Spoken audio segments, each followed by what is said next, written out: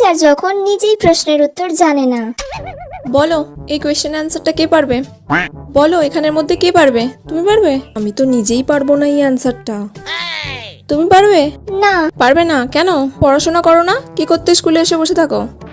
এই তুমি বলো। দূর বাবা, কেউ তো একটা উত্তরও বলতে পারছে না, আর কতক্ষণ এইভাবে চালাবো?